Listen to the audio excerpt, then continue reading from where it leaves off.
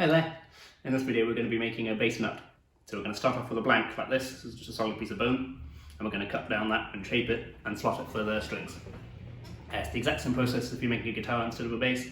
The only difference is obviously the string spacing and the number of strings. But this is quite a useful skill to be able to do because you can then make a nut for anything rather than just being limited by pre-made nuts. For example, you might have a spacing which you want a different spacing, or you might have a different width that you have to do, or a different thickness even. Sometimes it can be difficult to find one that fits all the criteria. So if you make your own, you can do anything then. So that's what we're doing in this video. So this is the neck which we're going to be making the nut for. This is the Antoria Snow Eagle you may have seen in my other videos. So this needs a nut, and I've got plenty of bone in stock. So I'm going to make one from a blank rather than buying a pre-made, pre-sized one, which is what I normally do. I hardly ever buy a ready-made one. You just have a bit more freedom making your own.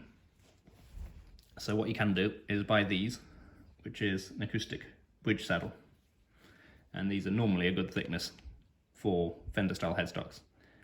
But this one's not really. It's got a cut about 1/4 millimeter too loose. Some people might be okay with that, but it's a bit loose for me. So we're going to make one from this thicker piece here. And this is about 6 by 9. So the first step is going to be to create this thickness here by cutting this piece down. So I'm going to cut this on the scroll saw down this line here, or near the line. It's important not to cut on the line because you'll end up with it going over it on one corner or something like that, and it won't end up square.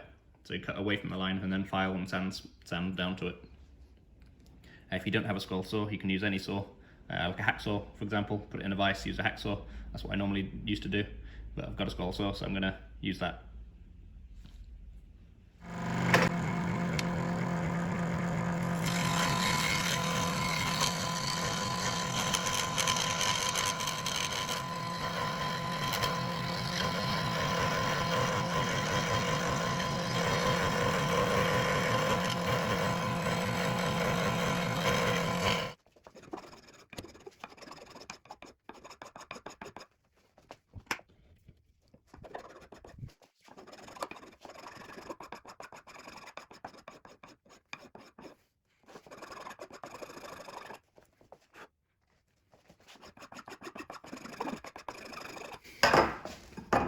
So that's one way of bringing the thickness down after you've cut it with the saw. This is a second cut file, so there's like the second one after bastard files, normally the coarsest, and then the second cut is the one after that. So it leaves a mediumly smooth surface, not too rough and not too smooth.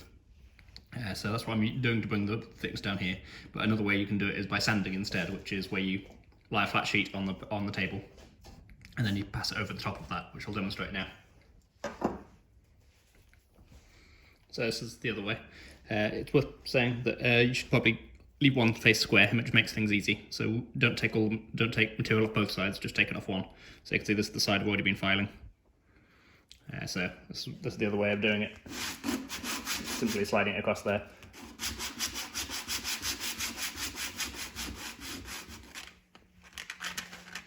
Try and do it with my left hand so you can see, but it's going to look awkward.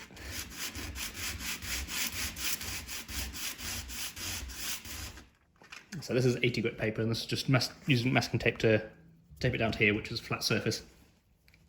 This works also, but you have to be careful that you don't end up taking too much off one side and making it not square. So it's still square at the moment, but you have to keep an eye on it, and then if you notice that you're going off square, you put more pressure on the opposite side, or if you notice you've got going flat, you put more on the other side also. I'm trying to put the kind of tension in the middle at the moment.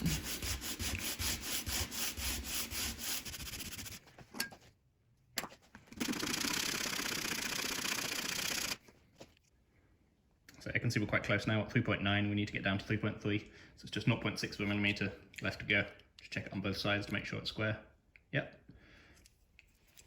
And then you can check it's flat as well with the straight edge across here. So now I'm getting close. I've switched to a finer sandpaper. This is 120, but before it was 80. So even though I haven't actually got to the correct thickness yet, I'm switching now because if obviously I get to the correct thickness with the 80 and then go to 120, it's going to make it narrow, too narrow. So better to do it beforehand, and then you can slowly work it down.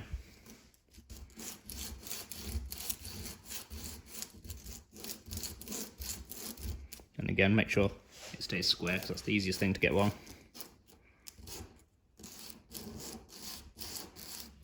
So you can see the thickness is done now, it's fitting in there nicely, and you can see it's sitting across the bottom nicely as well, on both sides of the neck. That's important to check for. If it wasn't, it would either mean your nut wasn't flat across on the bottom here, this one is, or the slot itself in the neck was not flat, in which case you'd use a chisel to flatten that out, get any high spots, and then keep checking to make sure it's going to sit flat. But it's already sitting flat on this one because I've already done the stage a bit earlier on. So next we're going to cut the width. So I'm going to pick a side. This is already a nice square cut on this. So I'm going to pick just one side to cut down to the right length. And it's probably going to be this side. So we'll put it in there, mark it with a pencil, then cut that. So I've just cut near the line now. And just like we did before when we did the thickness, I'm just going to file it to the remaining bit. Just a tiny bit there, you can see.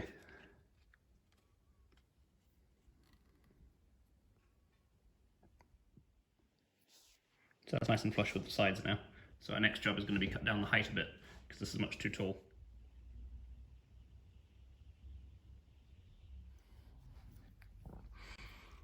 So you can see I've just drawn in where the fretboard comes up to on this nut here. So we want, obviously we don't want to go any lower than that, because that's where the fretboard is. And then we want another millimetre on top of that for the fret height. And then we want probably another couple of millimetres on top of that to allow for the string to sit into. Ideally you want half the string sitting in the slot and the other half above.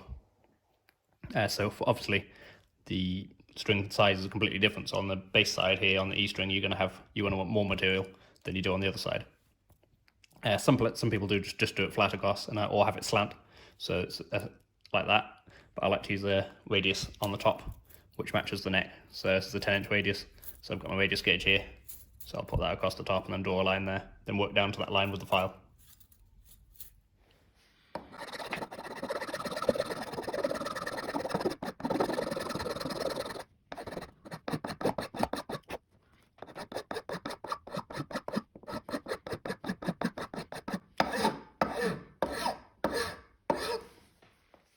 So I've just got it down to the line pretty much, just a hair off it. You might be able to just see it just down there on this side. And now I'm going to switch to a fine file. So this is a smooth file rather than the second cut. So that'll leave a nicer finish, so I don't have to sand out too much afterwards.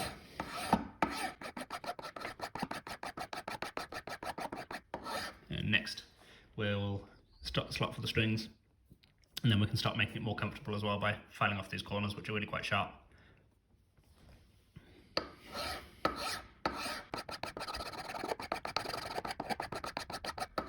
So that's the top cut in now.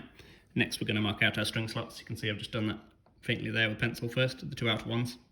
I'm going to use a compensated spread on this, which means that you compensate for the string's thickness, so you end up with equal spaces in the gaps rather than equal spaces to the centre of the strings. Lots of people will use equal spacing to the centre strings, which is just another way of doing it. I prefer compensated spread. To do that you either have to figure out the measurements yourself, or you can use a special ruler which the Luthier supply places will sell. I've actually made my own, I'm going to use that.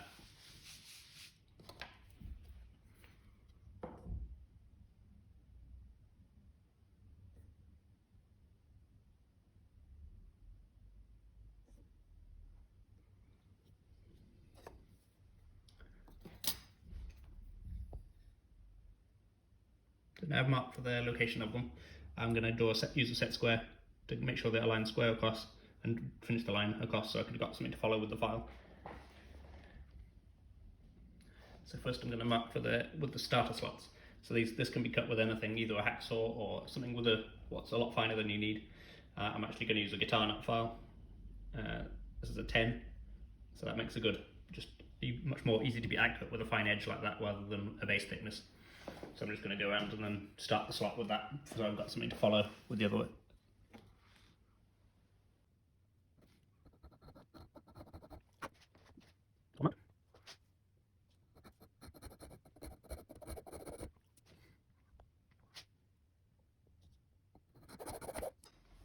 So next I've checked those measurements to make sure, because if I'd put it in the wrong place, you still could start another slot next to it because these are so fine.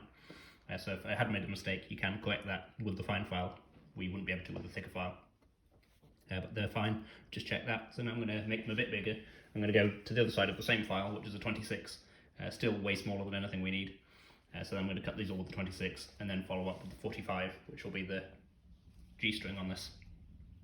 And then I can cut more with the G-string one, and then that will again give me just a much easier to follow that, and it keeps the file straight rather than trying to cut a big slot straight away. So that's all of them cut now with the 45, and I've started on the D here, which is 65, so I can cut the rest of them now to the correct width. I'm not cutting deep enough to be bothered about cutting too deep, if that makes sense.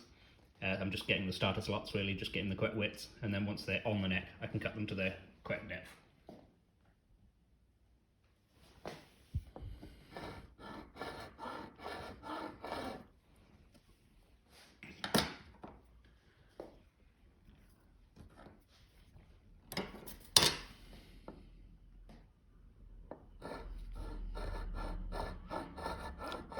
So I'm just cutting square across. Later on, when we're actually cutting them to the proper depth, we'll end up slightly slanting the file like this way, so angling down towards the headstock, only slightly.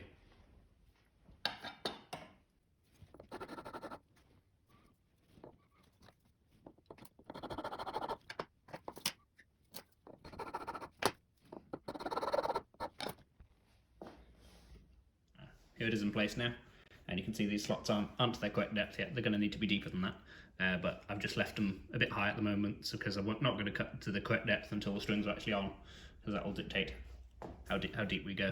But you can see if I put a straight edge across these flats here, and then it has to still rise up to get to that, which is not what you're going to want in the end, but it's fine for this stage, because we'll do that at the end. But next up, we can make this look a lot nicer, get all the edges smooth, give it rounded corners here, and sand it all to a nice high polish. So to do that, I'm just going to use the fine file which we used earlier for cutting the top in, and then I'm just going to roll over the edges like this. And I'll start like that and carry that going until I'm happy with the shape, and then to make it nicer I'll use some 180 paper, and then we'll progress through 180 to 240, 320, and probably stop at about 400. And then we could buff it if we wanted it to be super shiny as well.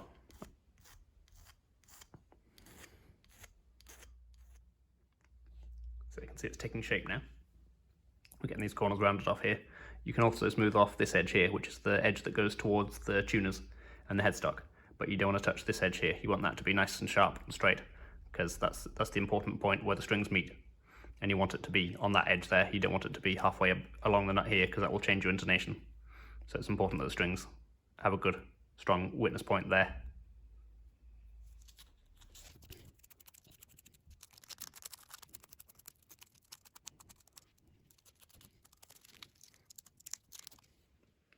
So here it is in place and all shaped and sanded now.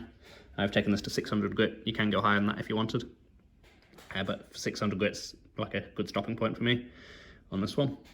Sometimes I like them to go a bit glossier, depends on the base, but on this I don't want to make too much of a feature on this base. So it's going to stay at 600, which is an easier surface to maintain. When you get to a glossy surface, it gets a bit more difficult to keep it looking nice, because when you touch it with strings, when you're filing the slots, for example, it'll leave a scratch and it'll look really obvious compared to what it would do on a surface like this. So next step will be assembling the base and then cutting these to the final depth once it's got strings on. That's it for this one. Thank you very much for watching. If you have any questions about the process in this video, please leave it in the comments below. And if you like the content, please subscribe to see more like this. And thanks again for watching.